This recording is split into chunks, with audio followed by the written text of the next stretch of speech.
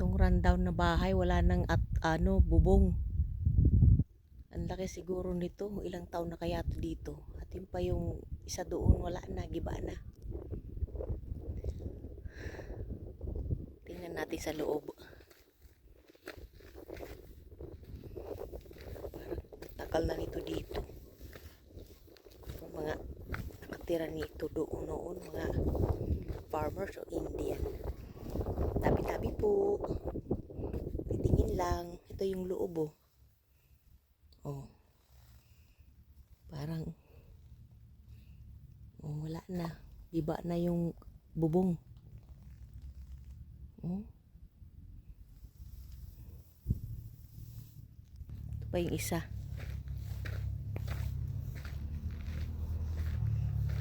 Tagal na nito dito siguro.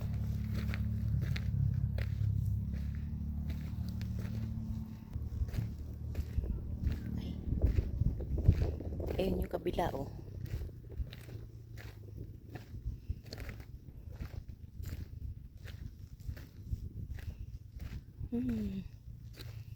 Ito yung kahoy niya oh. Ay. Sino kayo mga nakatira nito dati noon? Ayan, mga bato-bato lang galing dito yan. Malaki din ah.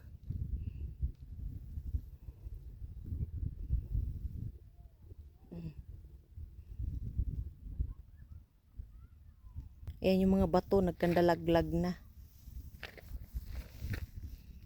Ayun pa yung ibang mga kahoy na para sana sa bubong o nandalaglag na. Yung isang bato mayroon nakapangalan. Hindi ko nababasa ko rin Frank G something something. Ayan oh, may kusina pa oh.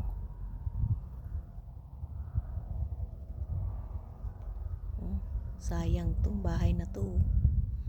Ayan yung paligid. Andun yung campground namin.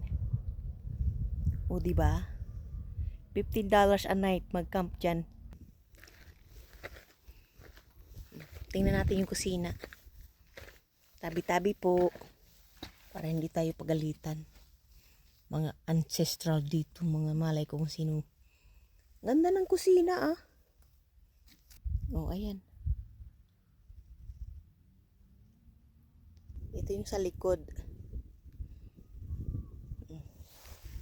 Ay, madlang araw. Nakakasilaw. Tapos ito yung scenery ng bahay na ito. Ayan oh. Oh, di ba ang ganda ng scenery nila?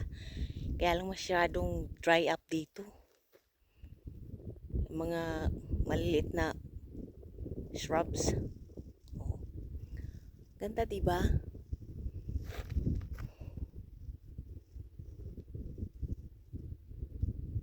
Ay, meron pa dito oh. Kala ko ano lang, hump lang. Meron pa palang ano oh. Ah. Oh my goodness, I'm not going inside. I'm scared to go in. Look.